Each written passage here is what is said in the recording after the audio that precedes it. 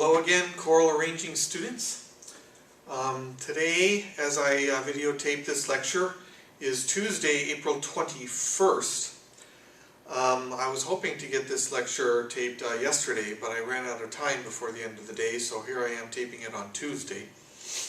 I have received your projects. Thank you very much. It will take me probably at least a few weeks to grade them, so I'll get them to you at least before the finals week. That's my goal. And today I'd like to talk to you about four-part arranging.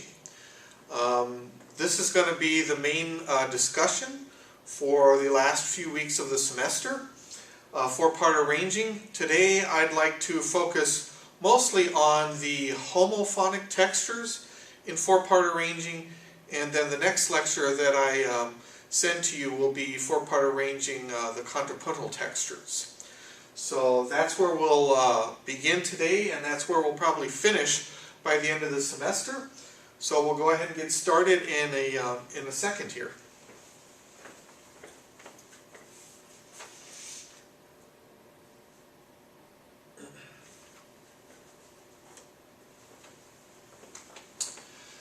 A couple of items or just pieces of information about the four-voice texture that I will discuss, and I guess I can list them in rudimentary form here on the board. We'll go ahead and do that.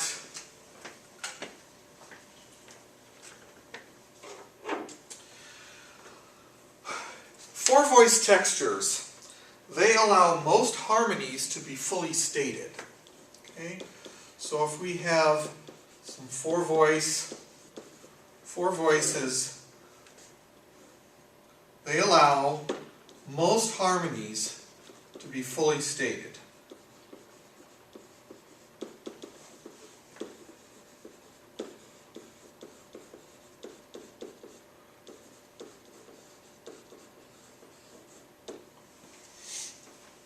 Okay.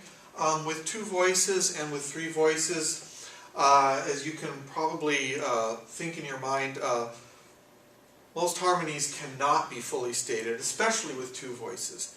Three voices, without an accompaniment, we can state triads completely, but not seventh chords. When you have four total voices in your texture, now both triads and seventh chords can be fully sounded with all of their members. It's just that maybe some of the extended tertian triad or tertian chords, such as ninths and 11ths and 13th chords, maybe those complete chords cannot be fully stated with four voices, but you could certainly have enough to imply them. All right.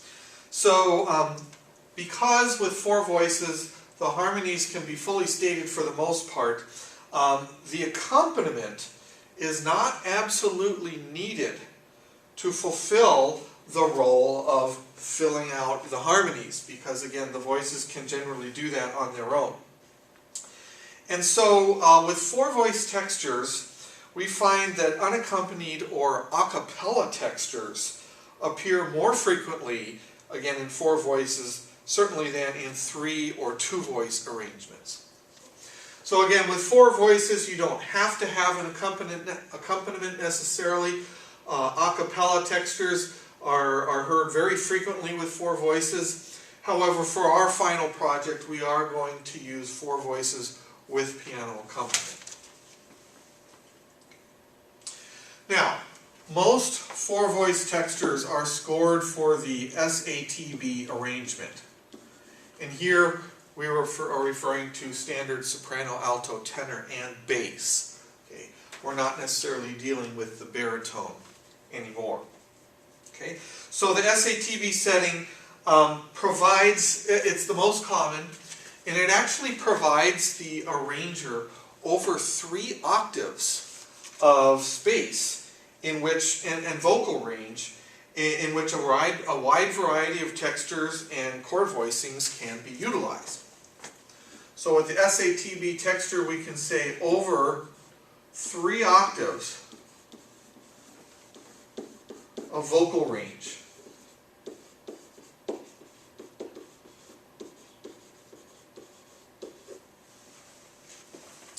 that's kind of nice too. We don't have that luxury in three-voice textures necessarily, and certainly not in two-voice textures. All right. Now, sections of a four-part arrangement can contain unison, two-voice, or three-voice textures in addition to the full four voices. In other words, once you decide on an arrangement for four voices, it doesn't mean in every single measure you have to have all four voices going at once. There can be parts, passages, or sections in your four-voice arrangement that use only two or three voices. Maybe even one voice at a time, not so much, but certainly for some variety and for some relief for the ear, you can mix it up and not have all four voices sounding at once. Maybe reduce it down to three voices or two voices for a particular passage.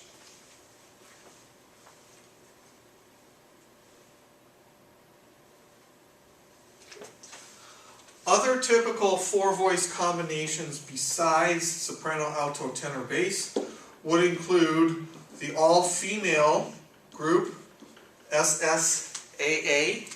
That would be the texture there. So two soprano lines and two alto lines. And then the all-male texture, which would be tenor, tenor, bass, bass. Tenor 1, tenor 2, bass 1, bass 2. Under normal circumstances, without COVID-19, I was planning to, and I was hoping to get to these textures down here, the all-female and the all-male arrangements. But because of the circumstances now with COVID-19 and videotaping and uploading everything online, I'm not going to be able to get to the soprano, alto textures and then the tenor bass textures. But you can certainly read about those in your textbook at the end of probably chapter, I think it's chapter 10. Yeah, chapter 10.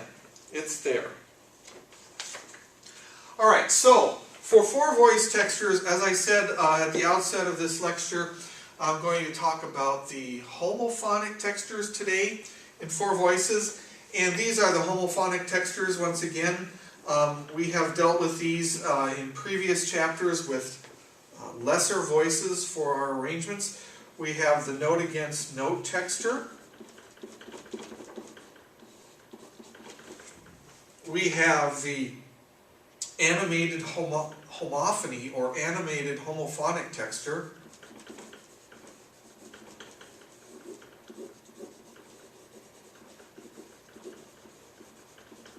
And finally, we have that new homophonic texture that we talked about in connection with three voices, which is a melody line with background vocals. Okay. So we'll just list that here, melody with background vocals.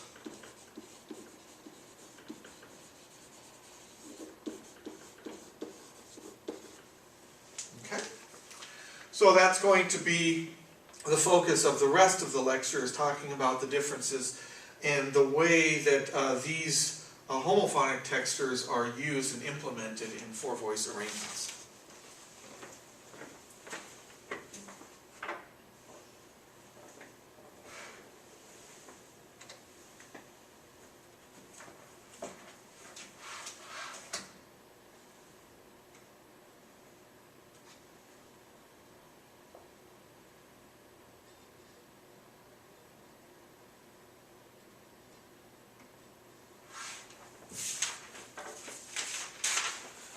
So on the bottom of page 145 in your textbook is the first example in chapter 10, example 10.1.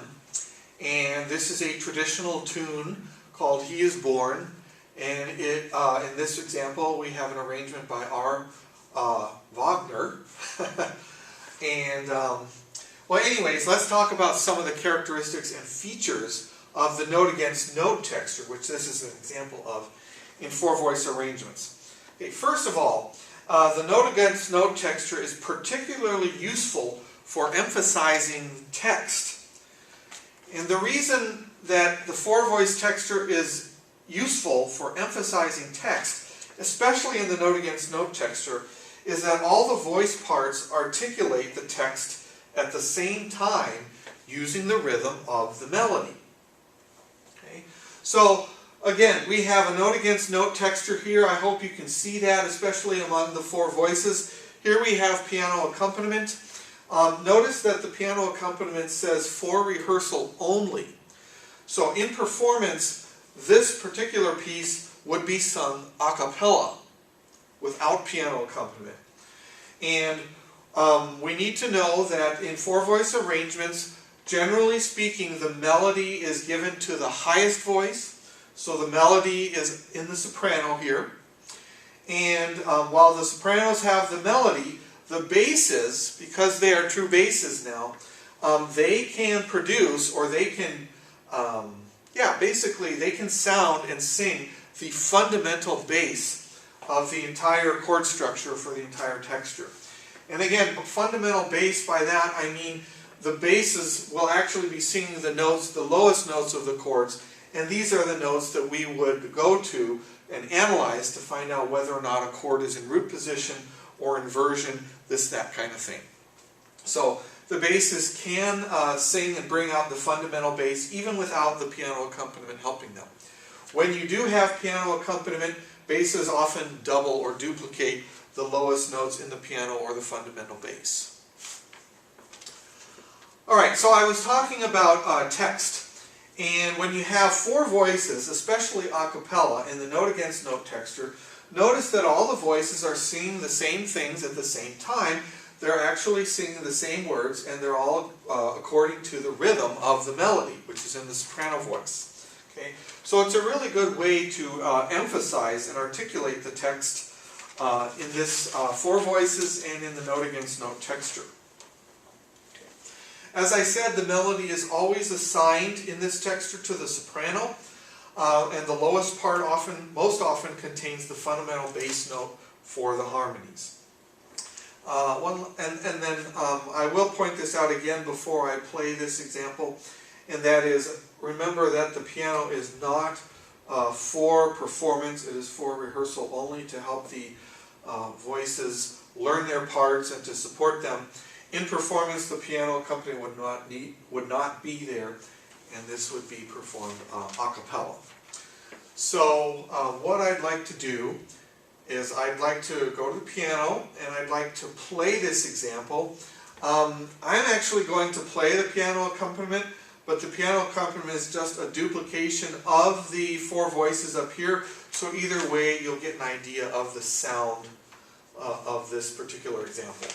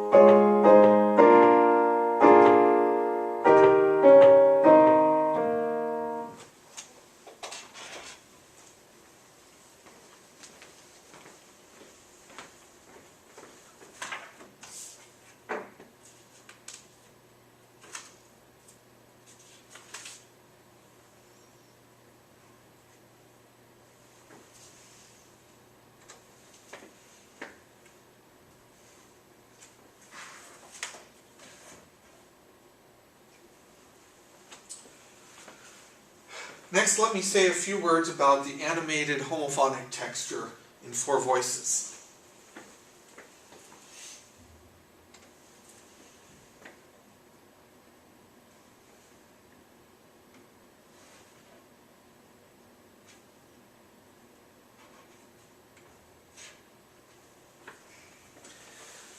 Example 10.3b on page 149 of your text is the example I'm going to use to illustrate the animated homophonic texture.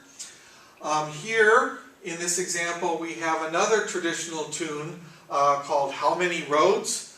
I don't know if you know it, but I'm used to a recording that was made of this tune by Peter, Paul, and Mary. If you don't know who that group is, maybe ask your parents, and they might be able to tell you, probably. Anyways, so this is an animated homophonic texture of how many rows? Here, notice that the soprano voices have the melody. Okay, and they have the melody throughout this example. The basses, once again, have the fundamental bass, or they have the lowest sounding notes that are needed for these chords, whether or not the chords are in root position or in inversion. The basses will determine that. Notice there is no piano accompaniment to this example. So again, a cappella arrangement. And really, if we look at the inner voices, the alto and tenor voices, this is where we find the rhythmic activity or the animation that goes with an otherwise homophonic texture. Remember that the animated homophonic texture rhythmically elaborates the note against note texture, and it keeps the melody in the soprano part. I should point that out. This type of texture, animated homophonic texture, is often used as a variant texture or something different after a clear and simpler original presentation of the melody has already been given to us. So again, not that you couldn't, but this type of animated homophonic texture is generally reserved for a section of the arrangement after you've already heard the melody in a simpler, perhaps maybe note against note texture, because this texture provides a little variety or something a little different beyond the simple note against note texture. Okay. Now, in four voices, any one or two of the lower voices, that means, okay, excluding the soprano voice because they have the melody, but any one or two of the lower voices, meaning the alto, tenor, or bass, they are the voices that will add the embellishing tones to the note against note setting. So you have the choice. You can have the altos provide some rhythmic elaboration, some animation to the melody. You can have the tenors do it. You can have, in this case, both the altos and the tenors provide it. You could have all three voices, I guess, provided, although you want to be careful that you don't overpower and overshadow the main melody. In this case, in this example, we have the altos and the tenors. They are providing the majority and the preponderance of the rhythmic animation. Sometimes the basses actually take part in this a little bit, but not as much as the altos and the tenors do in this example. Okay. Now, when you use this texture in four voices, and you have animated homophony going on in two of the voices, rhythmic elaboration here in the alto and tenor, often what happens is that these rhythmic elaborations are being sounded or sung in parallel thirds or parallel sixths. Parallel thirds and or parallel sixths. Those are generally safe consonant intervals to use if you want to have more than one voice partake in the rhythmic elaboration of this texture. Okay? So parallel thirds or sixths with another voice. And, well, no, I don't think I want to mention that. I'd like to just stay focused on this, the parallel thirds and the sixths. The author talks a little bit about parallel tenths. That is also possible too, as because a tenth is just a compound version of a third, right? It's just a third with an extra octave of space added in. And you could have parallel tenths between the bass and the alto, for instance. That would be possible.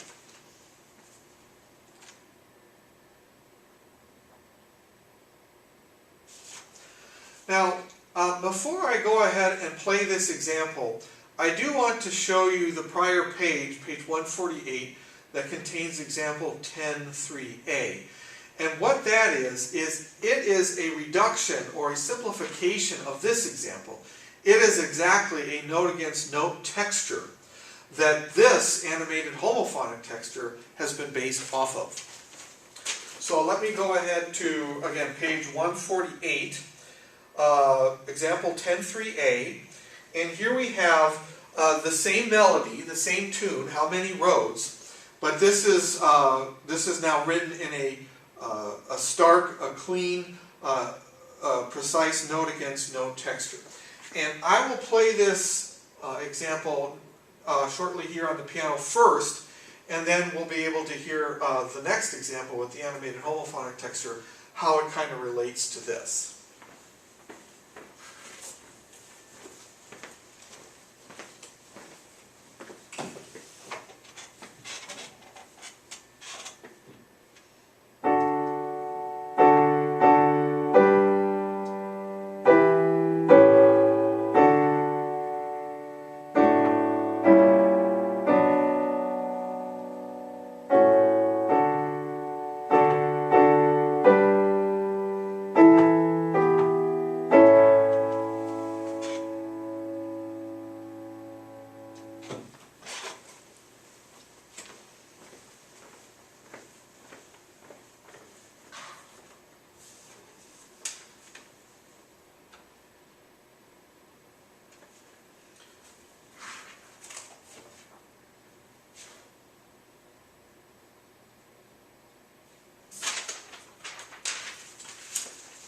As I transition back to example 10.3b, one other thing I want to point out about this rhythmic collaboration of the alto and tenor. Notice that not only are they generally moving in thirds, at least at the beginning, parallel thirds, but notice that they are mostly stepwise as well. Stepwise motion works very well. It's not to say that you can't use leaps or skips, but primarily stepwise motion with maybe a few skips generally works the best for this rhythmic activity or the animation to the otherwise slower rhythm of the melody. The slower rhythm of the melody.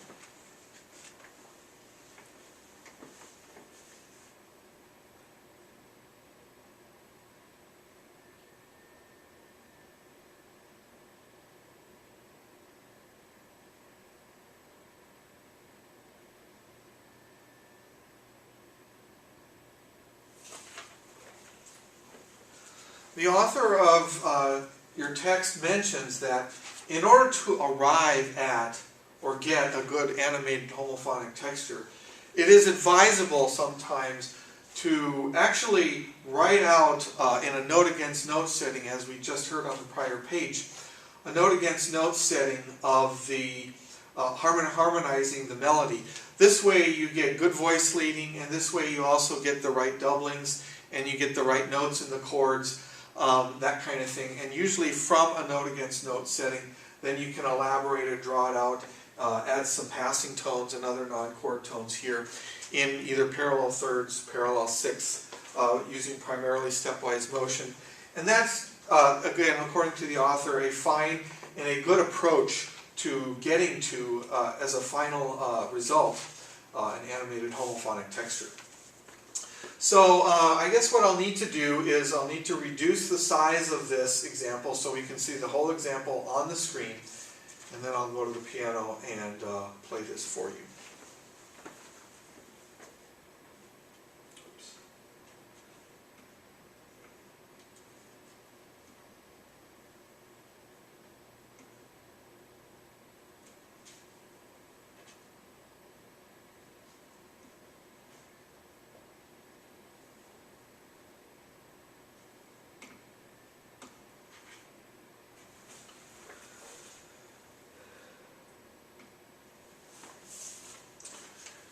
It looks like that is about as good as I'll be able to get it.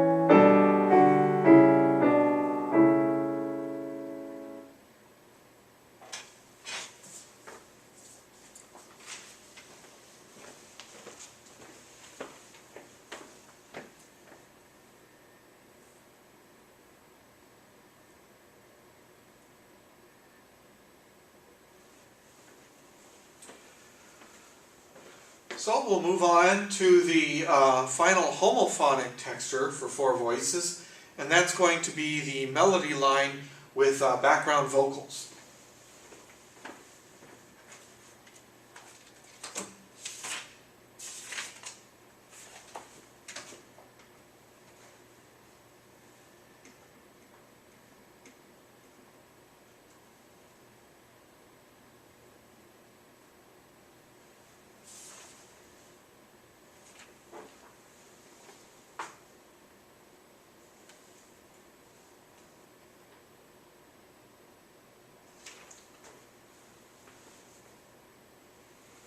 So the example that I'd like to use to illustrate this texture is example 10.5. And that is found on page 152 in your textbook. Another traditional tune. This one's called Pretty Sorrow, and it's arranged by someone named M. Vance. I'm sure in prior chapters during this semester we have seen other passages or other examples from this particular piece. In fact, when I go ahead and play it, part of it may sound familiar to you, maybe not. At any rate, in this texture, where you have a distinct melody line and then you have background vocal support, the melody itself can occur in any voice part, but the melody usually occurs in the outer voices most frequently. Okay? And in this example, we have the melody once again given to the sopranos. Okay? There's the melody right there. Can be given to the basses. It actually technically could be given to altos or tenors, but most often, once again, the melody is given to one of the outer voices, either the soprano or the bass. You can see, perhaps from your vantage point, that we do have a little piano accompaniment. At least at the beginning, we have a tonic chord to start out, and it's sustained for a couple measures. And then we have a piano accompaniment that basically doubles exactly what the voices are doing. But once again, we have the disclaimer for rehearsal only. So after measure 2, when the voices come in, they would be singing a cappella. A cappella.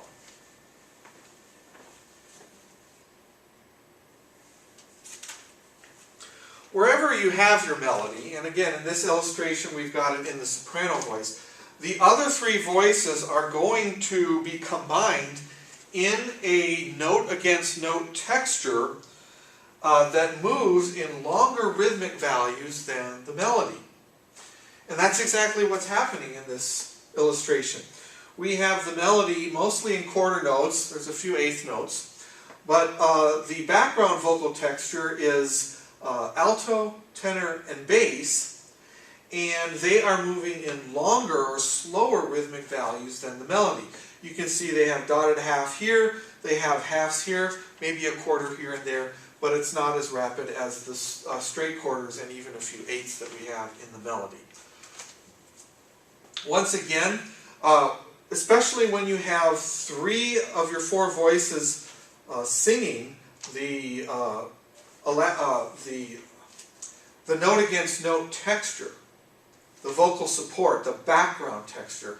You don't want these to be too loud. You don't want to give them too many notes or too many words as to obscure or hide or cover up or overpower the main melody, which is in the soprano. Okay? So be careful about that. One thing that you could do to avoid overpowering the melody, in this case you could bring the dynamics down in the background voices. That is actually not done here in this example. You can see everyone is marked mezzo forte. But if the melody is at mezzo forte, you could mark these voices mezzo piano or even piano perhaps, and that way you're ensuring that you don't cover up the main melody.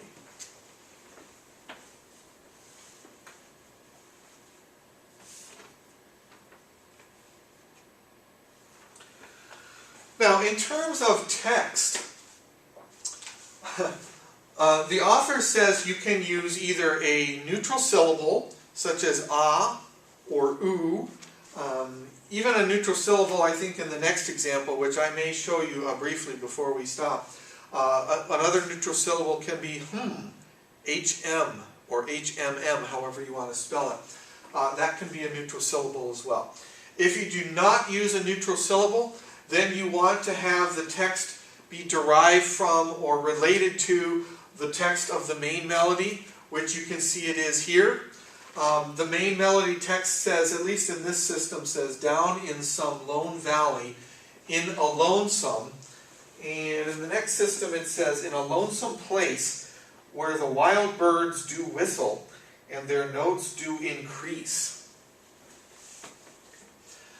Instead of a neutral syllable, the arranger has opted to use some words that are related to the main, the text of the main melody.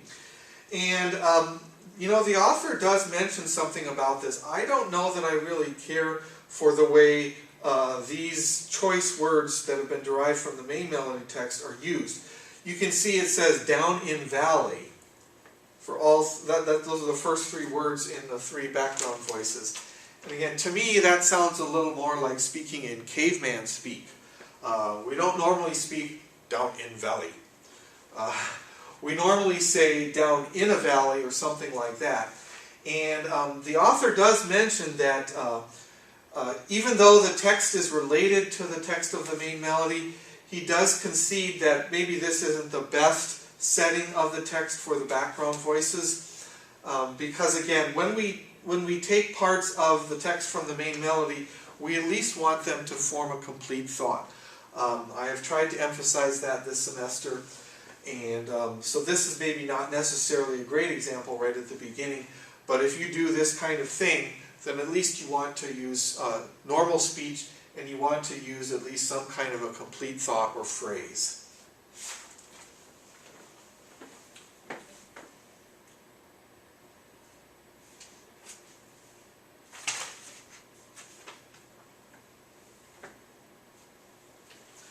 Once again, the three background voices are designed to be simple parts.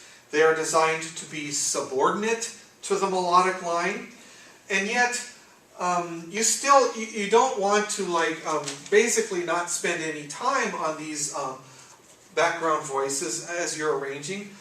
You want to be able to compose or come up with some background lines that at least still have a modicum of melodic interest.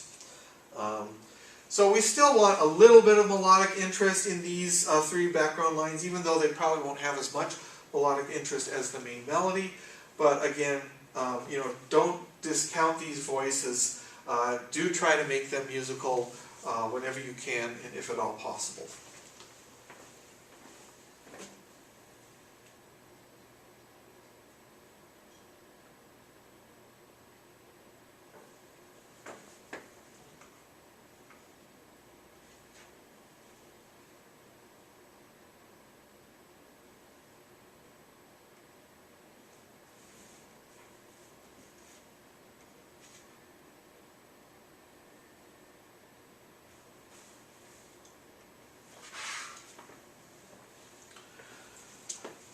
I don't know how well you can view this from your vantage point.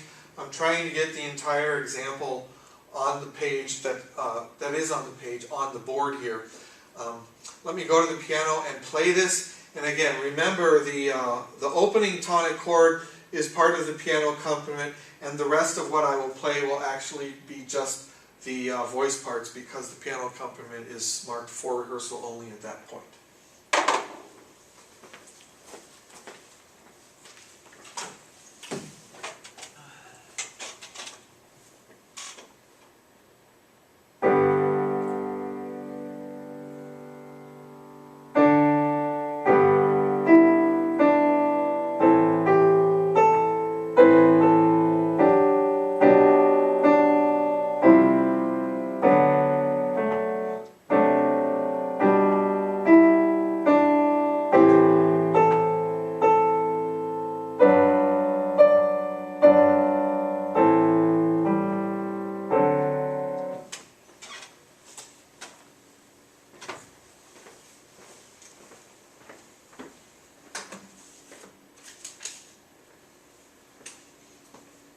very hard to sight read in the dark. I don't know if you've ever tried that before, but it is not easy.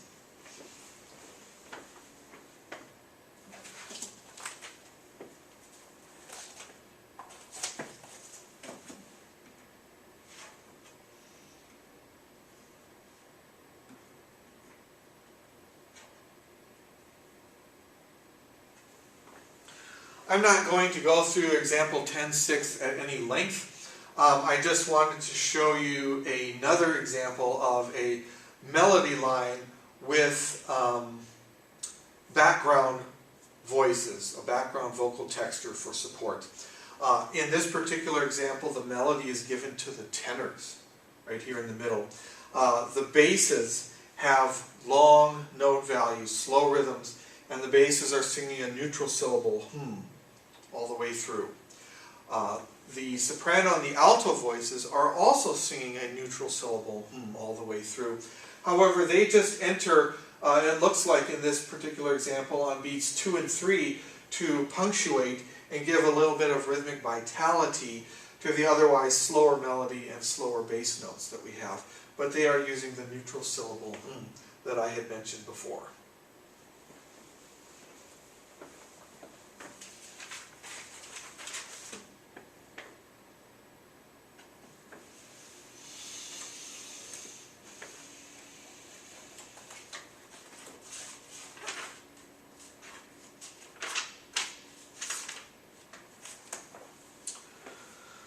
So this is where I would like to close the lecture for today.